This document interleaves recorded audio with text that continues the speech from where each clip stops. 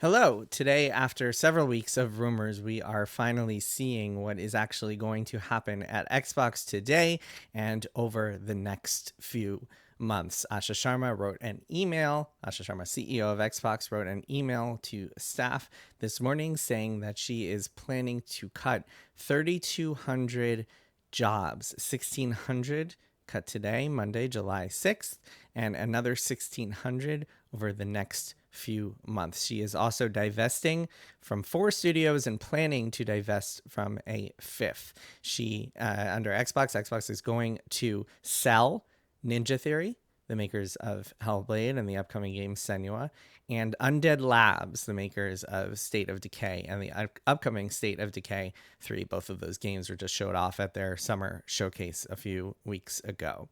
And 2 other studios are going to spin out and become independent. Double Fine, makers of Psychonauts and Keeper and Kiln and the phenomenal documentary Psych Odyssey, and Compulsion Games, makers of We Happy Few and South of Midnight. Those two are going to spin off and become privately owned independent studios that are now owned by their management.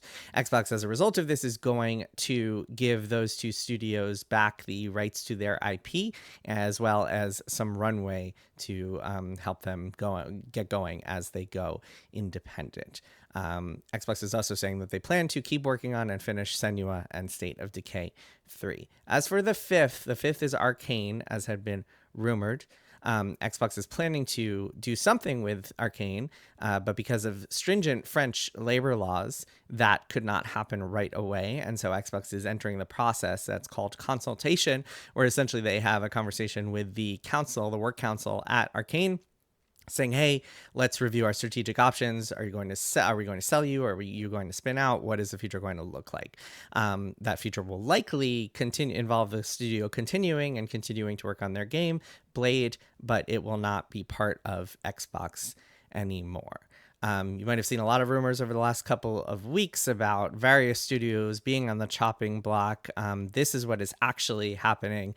And if you have read Bloomberg, I mean, we have reported on a lot of this. We reported a few weeks ago that Compulsion and Double Fine and Ninja Theory were in negotiations with Xbox. And there's an important distinction here. There has been a lot of stories out there, a lot of reports, a lot of videos, whatever, that these studios had been closed. That was not true. And I tried to make it clear on YouTube, on Reddit, on Resetter, on Bloomberg, that those studios were not closed. Nothing had actually happened yet. They were in negotiations to avoid closure, ideally by either spinning out or selling, which is what happened. There are also going to be major job cuts across the entire organization. Xbox Game Studios is going to see big cuts. ZeniMax is going to see big cuts. Activision Blizzard is going to see some cuts, although fewer than ZeniMax and XGS. So let's go through it. I'm gonna read a couple of lines from Asha Sharma to try to understand why this is happening and how this is all happening. Some pretty candid language in Asha's email to staff this morning, and Sharma's email to staff this morning. Quote, "Our business today is not healthy. We are operating at margins that are 3 to 10 times lower than comparable platform and publishing businesses." Going to skip over a little bit. We must reset Xbox. She talks a little bit about the previous strategy under former regime, under Phil Spencer, who since 2018 has been buying up all these studios. And she writes that we have learned that we are not the best home for every type of studio. In a typical year, we lost 64 cents for every dollar we invested. She talks about how Xbox is not the best place for all of these independent game studios to be homes. It's not the best home for them. And instead, they're going to, quote, help independent creators succeed by providing open development tools and audiences to realize their vision. There's also some other various restructuring that she mentions. Mo Yang and King are going to report directly to Asha Sharma. She talks a lot about the platform teams being too big and bloated with management layers, and they're going to be doing a lot of cuts there.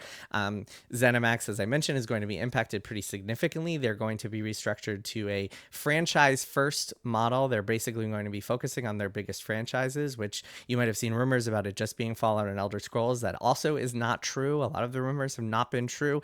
They are going to focus on Fallout, Elder Scrolls, Quake, Wolfenstein, and Doom. So all 5 of those franchises are going to be a big focus for ZeniMax moving forward. There's some other kind of operational changes, people changes. I won't get into all the specific details. And she writes, I'm going to quote again, these changes are about a bigger future for Xbox, not a smaller one.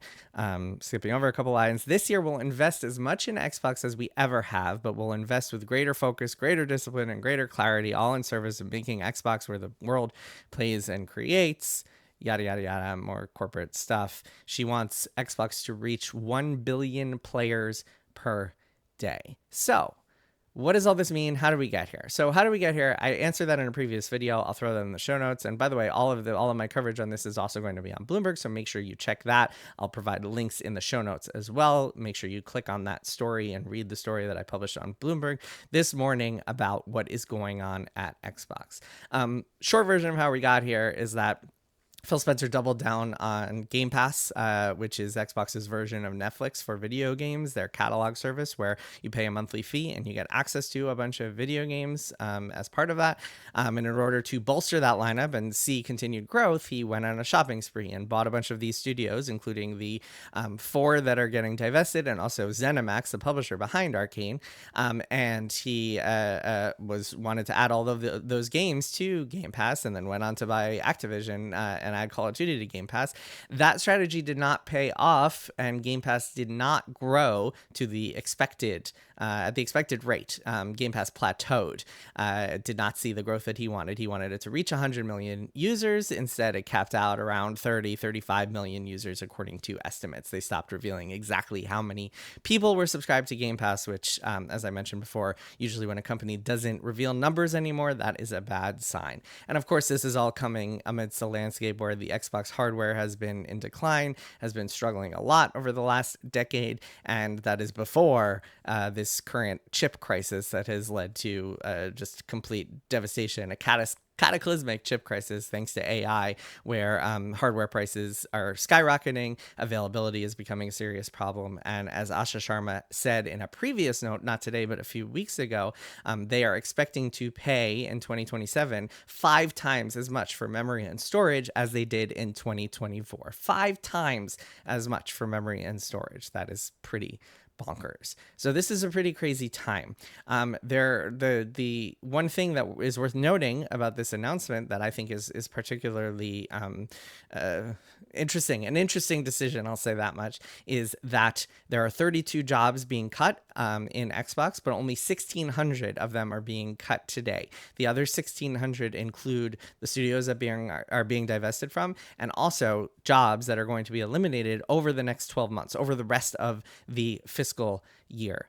In other words, if you are still at Xbox, or if you are still in one of these orgs and you are not laid off today, you don't know what's going to happen. You don't know if you're going to be part of that next wave of layoffs that is going to happen over the next few months, which is a really difficult position to be in. It is really tough to be working on any part of any organization, let alone creative endeavors. It's really hard to make great art, to make great games when you're constantly worried about losing your job. It's really hard to put your all in and be willing to put in maybe extra hours or put in all of your energy into something without knowing if you're still going to have a job next month or next week.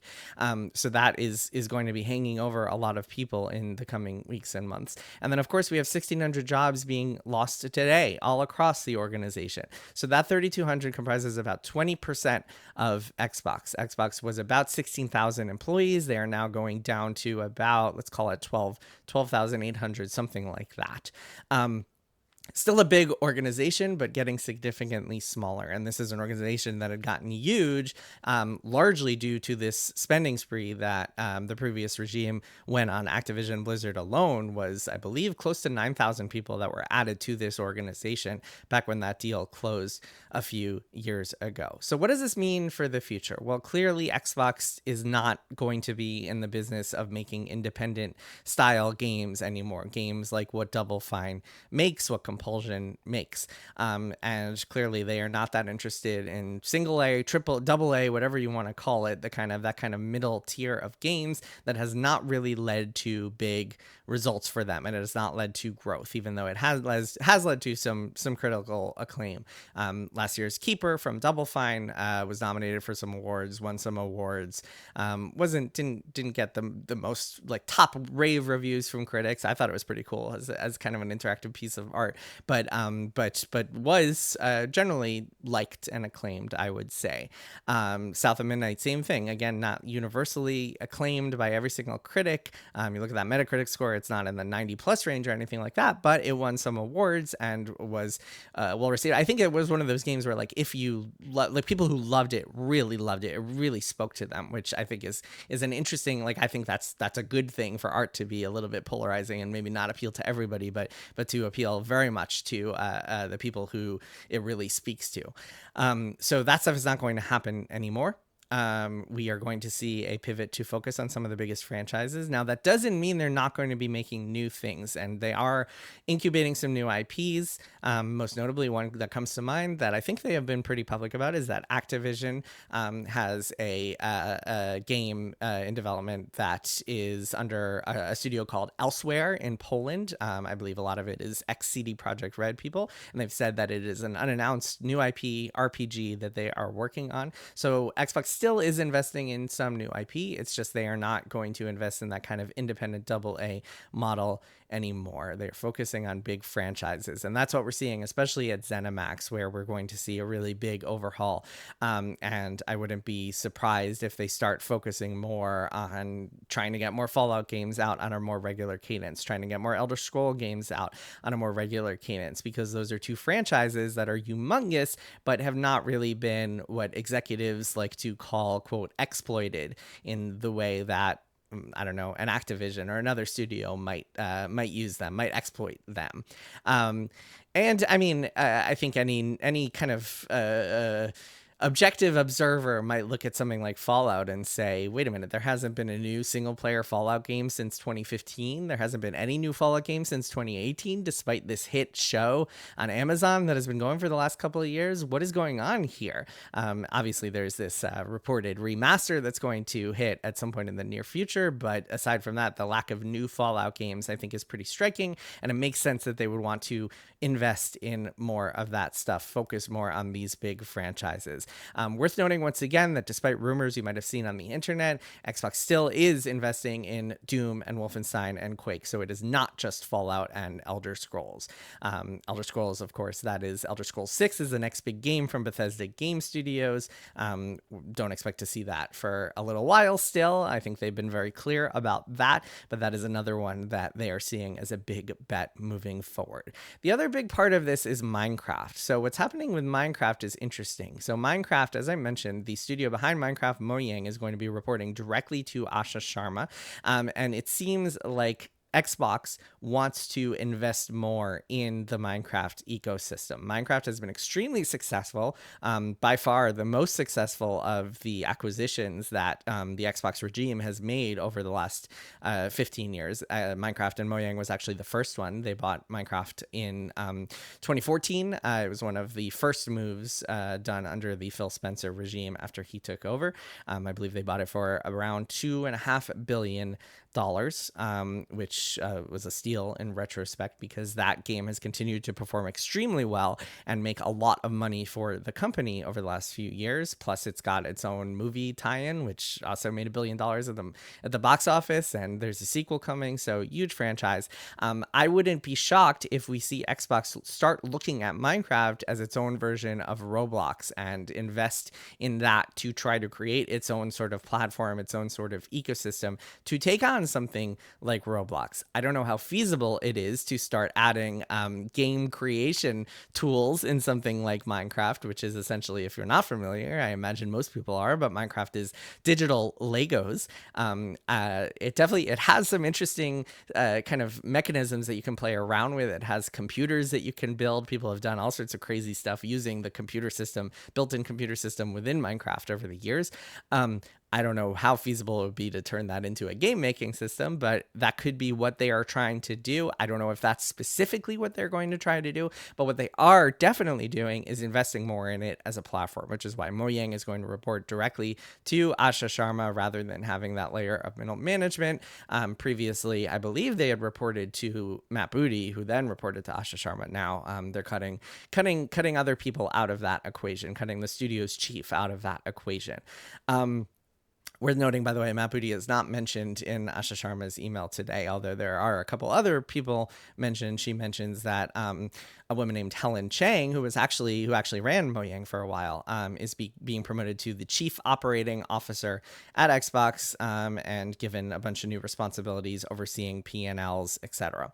Another thing that they're mentioning, I mentioned, by the way, King is also going to report directly to Asha Sharma. Candy Crush, I think they also view as a platform that has its own kind of like potentials for for the future and future investment and whatnot. Again, I think that a lot of this is about investing more in the biggest platforms and the biggest franchises. One other thing I think is worth noting as part of this, and trust me, there will be more to say in the future as we see how this all unfolds, as more information comes out, as more reporting comes out, is that I'm going to read something. Asha Sharma writes in this memo, quote, "As Xbox grew our headcount, we became more fragmented. Teams, studios, and functions often operate independently, and it became harder to work towards a shared goal, make the right trade-offs, and get things done." Essentially, what happened under Phil Spencer is that the studios that were purchased, a lot of them became what was known as limited integration studios. In other words, they were given a lot of autonomy to make their own decisions, decide what projects they wanted to make. They still had to go through a greenlighting process with the rest of Xbox, but they got a lot of power to just kind of run their businesses in the way they saw fit. They didn't want to change their cultures. You buy a company like Double Fine, you buy it because you want what Double Fine does, not because you want to integrate Double Fine into some Xbox Borg and change its culture and whatnot. It looks like that is going to change. And part of what Asha Sharma is aiming for here is more centralization, less independent, less autonomy among studios, more kind of central businesses, more quote unquote accountability, more decisions that do have to go through the overall chain and ultimately lead up to Asha Sharma and her leadership team. And I suspect that that will lead to some a very different sort of Xbox. It remains to be seen, and we'll see in the coming months and years what that ultimately means for their ability to release hit games and make an organization that people want to work for. But that's what the new strategy is. One final thought. It's clear that something needed to change at Xbox. Xbox was not headed in the right direction. Xbox was a struggling business. It was not attaining the growth that it needs in order to succeed under a company like Microsoft. This is the big swing, the first of the big swings, the big reset, as Asha Sharma calls it. And I think no matter what you might see on the internet, whether it's people celebrating or doom and gloom, I think the actual reality here is we do not know how this is going to play out in the medium to long-term future. We do not know what this is going to look like for Xbox's ability to make games and sell hardware and reach people and make players happy. I think that it would certainly they certainly could use some more hit games, and if it leads to that, I think players will eventually get to celebrate. But right now, we do not know. The only thing we do know is that a lot of people are losing their jobs. They're heading into a market that is extremely tumultuous and extremely difficult to find work in. And it is going to be a really difficult time for 1,600 people today and another 1,600 over the coming months as we enter Microsoft's next fiscal year. So I guess I will ask one thing, which is that out there, just do have a little bit of empathy for the people who are losing their jobs and are entering a market where it has been very difficult to continue to find work in gaming, even as much as you might want to. All right, there will be more to come. Make sure you check out my work on Bloomberg and check out the previous video I did. I'll link that in the show notes if you want to see if you want to know more about how we got here and how Xbox got to this point. I will see you next time.